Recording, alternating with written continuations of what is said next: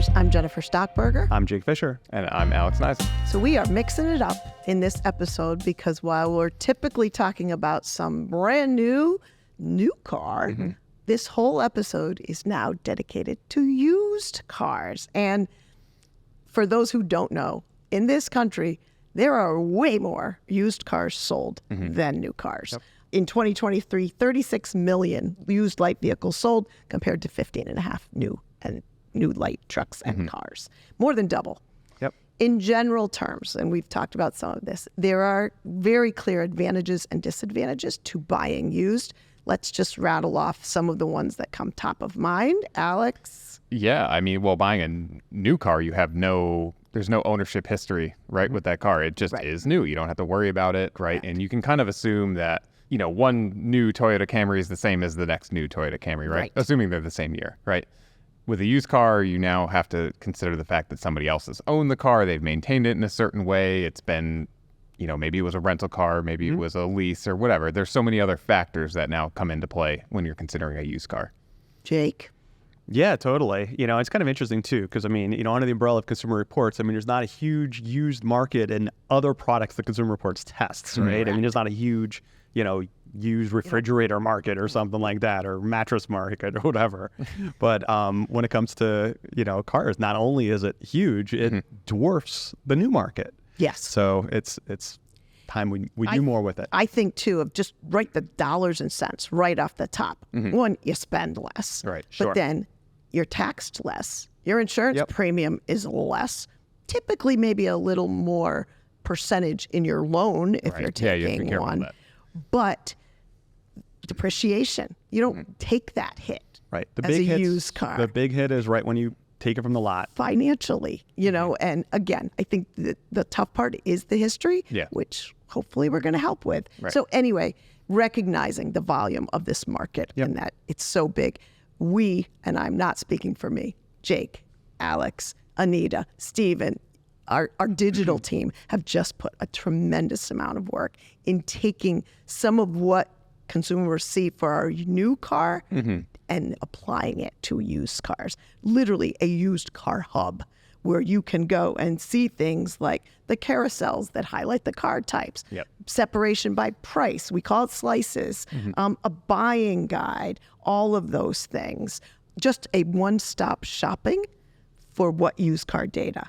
But when someone's looking for a used car, Alex, where do they start? Like, what's that process look like? Yeah, I mean, so you kind of have to, reliability is one of the most important things, right? And we see that in surveys, and you're trying to save money, as we talked about, right? So you hopefully want to buy a car that is reliable so that it lasts kind of the long haul, right? So that you don't just have to go buy another used car in a couple of years. Still a lot of money. Still a lot of money. Even though it's less than new. Yeah. Pretty much no matter which car you're buying. So you kind of have to start with finding a model that kind of is hopefully reliable so that it fits within that budget and that kind of mentality of not having to buy a new car. But, then you start looking at the types of vehicles just like you would with a new car, right? But I think one of the key things is where you buy the car, right? You talking about going to the dealership and buying a CPO car or going online, Facebook Marketplace. There are so many different avenues that you can search for a used car. Certified pre-owned. Yeah, right, exactly. So I think you just have to kind of narrow down which one of these methods, if you will, is kind of applicable to what you're looking for. And to talk about, reliability, what's interesting is, we hear from consumers, we're constantly surveying consumers, what's important. And when it comes to new cars, we certainly look at, performance and the ride and handling all these things that are all really important. But let's be real. A lot of people who buy new cars, they might be leasing them. They might be getting rid of them before the warranty is up. When it comes to used cars, really uniquely, people are far more interested in terms of reliability because that becomes an issue. You're out of warranty usually. And that's why when we're looking at those slices, which is interesting, so on our site, we have lots of, here's the best SUVs, here's the best small cars or whatnot. When it comes to used cars, we're ordering them. What are the most reliable cars of whatever price it is? Yeah, so you have different categories on, sedans and SUVs and hybrids and various vehicles falling under these different price categories. But yeah, I think it just, you got to start with with reliability. It just is the most Well, and important thing. what's also interesting is because we're ordering them not just, I mean, the most reliable, but there's a recognition that the newer vehicle you're going to have is going to be more reliable too. So we're really kind of pushing. We're basically saying, what is the newest vehicle I could get that's going to be very reliable in this category? And it also gets to safety, which is also a super important thing, because when you look at safety, it's difficult to understand really when it comes to used cars, which are safe, because there are crash tests, but there's different crash tests that they did in 2015 versus 2005 versus 1995. So really the best advice when it comes to a used car is just try to get the newest vehicle you would get, because they're built to better standards. Yeah. You've said buy as much safety as you can afford and buy as many years more recent as you can afford. Right. So you have that budget and you try to find, generally speaking, the newest vehicle that fits within that, right? Yeah. We were talking, we were saying the analogy was, we talked about child seats, and Emily and I talked about child seats. They have expiration dates. And one of the reasons they expire is so that people are assured they have the latest features, they're meeting the latest standards in terms of testing, et cetera. Cars don't have that. So we were saying, just because a new 2017 car has a pour maybe in a crash test doesn't mean that the 2007 is better, because it didn't have it, because the crash tests in 2017 were so much harder. So you have to tease all of that out of there. Yeah, and I think one thing that is kind of cool about what we can do, what we can offer is, since we buy all these cars new, it's not that we're testing every single used option that's on the market, but we have actually been in all of these vehicles, right? Since we've bought and tested them. So when we talk about recommending a used car or choose this one versus that one, that's coming from we've been in these cars, we've driven them hands on. Data aged with the car, but it was still our test data. Yeah, correct. And consumers are almost like, faced with all of this car information on the internet. I mean, it's almost overwhelming how much information is. Yeah. But if I would kind of break it down, there's kind of like two pieces of the puzzle. There's one of what are the coolest new cars? And there's a reason for it, because the business model of a lot of websites are kind of trying to get you to buy a new car. Then there's used car listings. And actually, the truth is the majority of people who are actually looking online are looking for used cars listings. Yes. And the listings areas, they just want you to buy. So they're not going to say, don't buy this car because it's unreliable. They're going to say, oh, look at these great options. So there's almost an absence in the marketplace for any information of, well, which used car should I buy? Right. Because again, if it's a testing agency, they're going to be like, buy a new car. We don't take advertising. So we aren't trying to get you to buy a new car. If you want to go buy a used car and save money, go for it. And we're going to tell you the best one to do it. So it's kind of like a little space in the market that I think consumers need help. They do. And I do think there's still that sales pitch we were joking about. It was only driven by that little old lady from Pasadena, that one-liner that there's still that. They're going to withhold the bad stuff in a used car. Based on what you were saying, on it, what its life was. Right. So one other thing you alluded to is recommended used cars. We will now be highlighting recommended used cars by model year. Jake, what is a recommended used model? How does that differ from a recommended new model? Well, it's pretty different. So, I mean, when it comes to recommended used cars, I mean, again, we really, really are digging into the idea of reliability. So that really is what we're looking for. We're looking for cars that have a better than average reliability, because that's what's important. But the other piece of it is safety. Safety is really important, and safety is super confusing because everyone has different safety standards over the years, and people do cross-shop different years. Right. So when it comes to safety, we have made a recent change where we're actually not recommending any vehicle that does not have standard stability control. Right. That's kind of a big piece of the puzzle. That cuts down on a lot of crashes, a lot of fatalities, quite honestly. It really makes a huge difference. From 2008 to 2015, they did a very discrete measurement. More than 9,000 lives were saved, according to NHTSA, with electronic stability control, and reduces fatal single crashes by 38% for cars, 56% for SUVs, because it eliminated a lot of that single vehicle rollover propensity. Right. IHS says it's even higher, reduces single vehicle rollovers by 72% for cars and 75% for SUVs. And they're seeing the claims. So huge benefit. It's time. It's time. So it's been around long enough where there are still, there are great options that are I'm not going to say cheap, but relatively inexpensive relative to other cars, right? Where you can reasonably get this safety feature. And it's hard to find out which cars have it. So if you go to listings, you're not going to know if the car has stability control or not. Yeah. If the vehicle is recommended by Consumer Reports, you know it does have it. Right. Yeah, and you can't just go by the year that it was mandated, right? Because there were plenty of cars that it was on there before. It just wasn't. You were just, you said exactly what I was going to say. They just were kind of early to the game, so to speak, right? So required model year 2012 and later, but as to your point, there were many cars that had it prior to 2012. Exactly, right. So when you see those recommendations, you can be assured it's there. For sure. Huge benefit. We've talked about it a ton, particularly for someone who's inexperienced, or it's their first car, even more benefits. So the other items in there too, brands. We're sorting out who makes the best used brands, not new brands. We highlight that typically in the spring with our new reliability. Who makes the best brands? New. This is used. And it does differ. It differs. It's really interesting because when we release the best brands, in terms of reliability, it was focused on the new cars. Right. And a lot of people were kind of scratching their heads looking at it because we highlighted, for instance, Mini, which is on the top 10 and doing quite well. And everyone's, I've seen the comments are like, I have a 10-year-old Mini and it's falling apart. What do you guys? Well, we're talking about the new ones. And Mini is interesting because they haven't been redesigning the vehicles. They've been working out the bugs and they're really not too bad. But when you look at the older ones, and now we're actually releasing this, we released this, what are the best brands when you look at 5 to 10-year-old vehicles, and it looks very different. And Mini doesn't look that great. Right. But there's other automakers that look better. Like Mercedes-Benz used to be better than it is. But now they're putting so much into electronics and new technology that they're worse today. So there's a difference. So if you're looking for a used car, it's a different metric. And there are some on the list that don't look any different, right? They're actually similar on. Well, right. So if you look at, a lot of people talk about reliable cars and are like, oh, Toyota and Honda and Nissan and Mazda. I'm like, yeah, somewhat, but it's really Toyota and Lexus. And you could see that they just really stand out, not just the new ones, but the old ones by a big margin. Right. I was surprised to see how much movement there is from Nissan going from the 5 to 10 to the new position. Not what you might expect them to be flat, like you're saying. It's not. And to me, you talked about the process of buying used. For some people, that's the first step.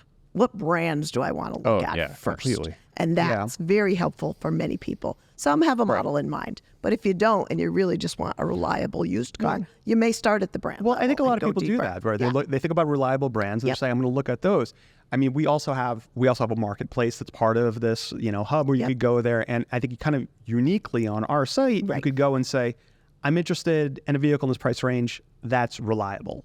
So you can't do that on other sites. You can kind of slice it by that. You don't have to do the work of trying to figure out which brands you think might be reliable because it differs on different models, even the same brand. And I just want to throw in there, brands is a huge benefit and a huge step, but even within the most reliable brands, there are years that were not great ones. Correct. And this will show you that as well. So Alex, top picks, as we stay on top of this, give us a sample, like what are some top picks that we're going to see So in the new used car hub? Right. So, you might be used to us putting out top picks for new cars, right? And this kind of mirrors that methodology, right? We're, a list of 10 vehicles that fit into different kind of categories. So in this case, body style and price, basically. And of course, with a focus on reliability, like we talked about. So I think everybody can go check out the full list of 10 vehicles if they'd like. I'd definitely encourage you to do that, but I just want to highlight a couple that I think are kind of interesting. The first one, the 2017 Chevrolet Cruze. That's, our reliable used car choice under $10,000. So it really comes in under that lowest price bracket, which I think is cool. Well, and what's really interesting and people are going to look at it and like, wait a minute, this Cruze wasn't your top pick. You've been talking about, Corollas or whatnot. Sure. And the reason it is exactly that. It's a 2017. So yes, you can get a Corolla, but if you want to talk about under $10,000, you're talking about a much older Corolla. Right. So that newer Cruze is probably going to be more reliable for you than that, 5-year-older. Right. And have more up-to-date features, right? Better safety. Exactly right. So, and, we'll talk a little bit about this as we get further, but that Cruise falls under the second generation of Cruise. So the model years are 2016 to 2019 of that body style for that car. So they worked out some kinks or whatever. Right. It's interesting too, only over the last few years, again, working on that teen list, where you can get an ESC equipped car for under $10,000.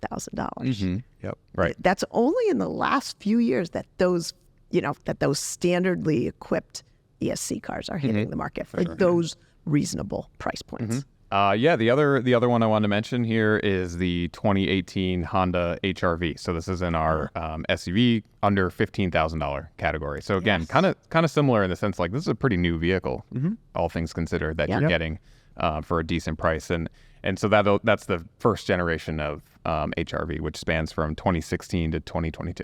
So practical vehicle, SUV body style, gets some storage space and all that stuff. So really can't go wrong. And then the last one that I'll highlight here is our 3-row SUV under $20,000 category, which is the Mazda CX-9 2020. Kind of an under the radar vehicle, right, Jake? Yeah. So it, you might be thinking about mid-sized 3-row SUVs and Toyota Highlander and things like that generally are going to just be more popular, so therefore more expensive, even on the used car market, right? So this is a way to get into a vehicle like that for a little bit less. So, and again, that generation is 2016 to 2023. That's the second generation of Mazda CX-9. You want to talk a little bit about generation? We should talk a little bit. Well, I was just going to say, not one of those cars was the first year of a generation. So correct. You're maybe headed the same way, Jake. Go ahead. Yeah. So the generation, it's an interesting thing that it comes into play with new cars too, of course, but with used cars specifically, we're talking about specific model years, but you might not be able to find a 2017. You might be thinking, okay, I found a 2016 that's in my budget. Is that still good? And so generations are referring to when a car gets redesigned and then it lasts a certain amount of years for its lifespan. They pretty much look the same. Yeah, they pretty much look like the structure's the same. The powertrain generally kind of carries through those years.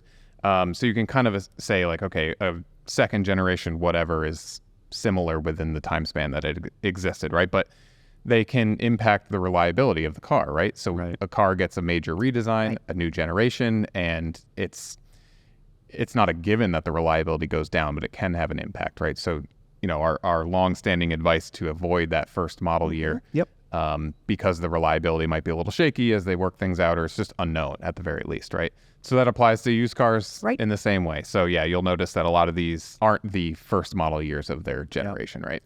And the same as what you said, depending on the brand, some brands are very forward. They make a lot of changes in one model year. Yeah. Others are much more reserved. We're just going to tweak and iterate. This is kind of the magic of Toyota and Lexus that, again, a lot of people say how boring they are because the new generation comes out and you're kind of squinting. You're like, did they really make a difference? And then you look at the specs and you're like, it's the exact same engine and transmission. I guess but again, that's how they assure that really good reliability, even generation to generation. Right. So, we do have some Hondas and Toyotas and whatnot on the list, or, Toyota specifically, and they might not be the first model year of their generation, but you could probably, feel a little safer if you did find the first generation or model year of the Corolla for that particular generation. You'd be a little safer than maybe something that is generally less reliable. I want you to and you already mentioned CPO, certified pre-owned vehicles, but there's some real potential advantages. You're going to pay a little more typically for a CPO car, but talk about those a little bit. Again, this is from a dealer level. So CPO is super interesting and I think confusing for a lot of people. Certified pre-owned, right? So because of what we talked about at the start of this episode about not really understanding or maybe knowing the ownership history and kind of who owned the car, how well it was maintained, all this stuff. CPO can be a good option to just have a little bit more peace of mind. So you're buying this car from a dealer. They tend to be a little bit newer. A lot of these cars are coming off lease, so they might be 3 years old, something in that ballpark. Extended warranty usually from the dealer. They go through a multi-point inspection, so you have somebody who's a professional kind of giving the car a once-over, so to speak. So it just takes a lot of that off of your plate. So if you go buy from a private party or something, like you just find a car on the side of the road to buy, right? You got to hopefully inspect it yourself. You got to make sure that everything's in good working order, or you just don't know and you're taking a risk. And I would even say in terms of extended warranty, if you just go to a used car dealer and you get a warranty on it, it may not be the factory backed Yeah, this is a warranty. OEM backed. Right, that's thing. a whole different thing. It could be just kind of, oh yeah, it's a warranty. I know a guy. Take it down to that dealer. Yeah, sure. It's not really the same thing. So it's just a lot more confidence. Right. It's just you're going to pay for it. And actually, I'll add to it just some of the data that we have found in our survey when we look at reliability. And so we have our large survey that we talk, and that's where our reliability comes from, around 300,000 vehicles this last year. And when we ask people whether or not they bought the car used or as a used CPO, they tell us we actually statistically found that they actually had quite a bit less problems with the CPO vehicles. So it's not like kind of like a marketing thing. There's something real to it. They were more satisfied with them, and we saw less problems. Yeah, and the cons are, again, I mentioned the price, but it does narrow your choices a little bit. For sure, yeah. So, and it's interesting. We've actually seen over the last couple of years these brands expand their CPO offerings. Like it used to really just be the 3-year-old vehicles, and now you see some where they have tiers of what qualifies for a vehicle. But you'll see some brands even certifying 10-year-old used cars. It's so often the more reliable ones. exactly, they're more confident that their vehicles will exactly. last longer, so they certify them. And to your point, Jake, when you said if you're buying it from in a private sale or something like that, we do have a lot of advice that's still here about how to do those inspections. Get somebody to look at it, get a Carfax report, all of those elements, perennial used car evergreen content. So there's a ton of stuff there. And the other thing was, there's so many new ways. You mentioned it right at the opening to buy a used car, be it Carvana or CarMax, to buy and sell a used car for that matter. We're not looking to guide you on where to buy it necessarily other than the CPO, but how to pick the right one for you and be happy with it in the long run. And it's funny, like I was saying before, I'm like, there's lots of information online about new cars and there's listings of old cars. We have that as well on our site. But I think, this is really what the change is right narrowing now. the scope. Really helping you out. And again, harnessing that history, right? We've been testing cars forever. I'm pretty sure forever. Is that the date that we started, I think? Yes, forever ago. It seems like a long time. I mean, I remember, testing, in 1999, the first cars with like stability control, like, wow, that's cool. But yeah, so we have that robust test information going back. Yeah, absolutely. And that's the basis in the, that and the reliability are still the basis for these used cars. So we encourage everybody, if you're shopping or not, check out the new used car hub. We'll tell you which used cars you want to buy. We'll also tell you the used cars you do not want to buy, which is really kind of harder to find online these days. So moving on, of course, we have all of your audience questions. We have a couple this episode. cr.org/talkingcars is the Talking Cars Hub. It has all of the old episodes and instructions for sending your questions. Email, video, text, however you like them. First question comes from Irv from Normal, Illinois. I do remember there's a Normal, Illinois. Recently, hometown manufacturer Rivian announced that it would offer software updates to its older models that would improve ride quality, along with some of the other advancements offered in its refreshed models. This got me thinking about how CR deals with software updates. As these become more regular and begin to involve much more than navigation and infotainment upgrades, what will this mean for CR's testing? Does CR have a metric to determine when a software update is substantial enough to merit comment or even reassessment? When surveying vehicle reliability, are software upgrades identified, and how is CR reacting to this rapidly changing technology? It's a great question. I love it. And we are facing that, Jake. Yeah, well, I mean, it kind of goes in terms of how we are testing the vehicle. So, I mean, we obviously do not fully test every vehicle every year. What we do is we test the new generation comes out, and then we revisit those vehicles. So we'll often drive the next year, make sure that nothing is really substantially changed. But there are cases where we do see these changes even on our cars. So there's certain cars that we kind of we're stuck with, for a better sense of it.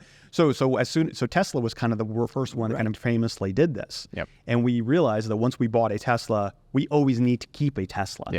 Because we are keeping on track of all of these changes and make sure that if there's a change. So if there is a change, we'll look at the change. We will see if it makes a substantive difference. And if it does, we will update the score on the subsequent years and sometimes go back when it retrofits. Yep. We've definitely seen this. Yeah, 100%. I mean, as you mentioned, there's a lot of updates that come through that don't really necessarily impact the scoring area, or it's minute. So we are always on top of these vehicles. And to your point, we keep them for at least a year, right? Sometimes longer if the vehicle warrants it, like a Tesla or Rivian or something, where we know that they're going to be getting more updates. Because I think, you talk about, these becoming more prevalent and whatnot, becoming, the updates more significant. But still, on most vehicles, we're not doing things like updating the suspension over the air. That requires a level of hardware that just your average vehicle at this point does not have. So still, a lot of it is infotainment based and things like that. But yeah, ultimately, if it's a big enough change, I mean, just using Rivian as the example, you mentioned ride. We did have to rescore the R1S when that update came through that changed the ride quality. Even access, we scored it once when we first got our Rivian R1T. It was really early, right? And there were some key fob issues, and it didn't have the kneel mode that the air suspension lowers it to make it easier to get in. Those things came a couple months later, and we had to update accordingly. So it's just something we have to be a little bit more on top of. Right. And watch, to Irv's point. But I think he's right. Sometimes we are surprised at what they are able to adapt and change. We go back to the Tesla story, braking distances. They affected change in braking distances with software. But I think you hit on something which allows us to keep doing what we do. And Irv's question is, there are limitations to how far you can go with software. Ultimately, suspension, brake hardware, some of that stuff is going to be truly redesigned. Yeah, absolutely. Hardware in the vehicle. Second question, great question, Irv. Second question comes from Jonathan in Phoenix. After CR, it's very similar. After CR finishes testing a car and gives it a rating, if the manufacturer makes changes to that car, now Jonathan's talking chassis tuning, NVH improvements, etc., in a later model year without a full redesign, how do you account for that? For example, CR didn't like Acura's touchpad controller for the infotainment system. The 2025 MDX will replace the touchpad with a touch screen, which could improve the controls, rating, and overall road test score. So how do we deal with this? In some cases, if we're talking about infotainment, a lot of the times, yes, we'll buy a vehicle and then infotainment changes a couple years later. And we might not buy that exact same vehicle again to evaluate that change. But in the case of infotainment, at least at this point, these systems are pretty complex and cost a lot of money. So they'll develop one, and then that makes its way into all the vehicles generally. So we'll see the next iteration of it on the next vehicle from that brand that we buy, right? And then we can take those learnings, those scores, assuming that it's the same, and apply that across the model. So a recent example that we had to do that was actually BMW's iDrive system, right? We tested some cars, and it was still on iDrive 8, and then they start pushing out the version 9. And so, looking at each vehicle individually, we can say, okay, this is similar enough, or at least the same, even where we can just kind of take those findings and apply them to these other models, even if we didn't rebuy them. But there are cases where even with refreshed models, it's significant enough that we do buy them, right? Because a powertrain changed or enough has changed where it warrants repurchasing the vehicle, and that happens too. So it's case by case, honestly. And actually, if you look at our used car information, so like if you're looking at like a used Ford, if you look like we talk about, there's different generations of each one of these vehicles. But sometimes you'll find, so you could go, look at a Ford Focus or a Ford Edge, and you could pick each one of those years. And even though the cars look identical and they are in the same generation, there was a time, Ford was a kind of an innovator of these multi-things. So they had, My Ford Touch, which was just abysmal. It was a real mess. And then they upgraded it to like Sync 3, which was far better. But in many of these vehicles, they looked identical year to year, except they changed that system. So if you look at our old system, our old reports, you could see, okay, this year has got the Sync 3. That's the better one, and it's got a higher score. It's got more information about it. It's all there. The way I said it is, you kind of build a rating. You keep most of the rating, but you put in this new module that might be infotainment, that might be chassis tuning, Correct. If it applies across the board. And we are not above. We've spent a lot of time in dealer parking lots to confirm some of this. Right. Don't tell them. No, I think it's important. We don't just do this looking at pictures or just looking online only. We will make sure we get hands-on one way or the other with the We're a vehicle. disguise now. We are. Now we do. And glasses and mustaches. Maybe a hat. Anyway, so thank you always for your questions. cr.org/talkingcars. Totally check out the used car hub and all that it brings please with it. do. Whether you're shopping used or not, I think you'll find it valuable. As always, thank you for listening. Thank you for watching, and we'll see you next time.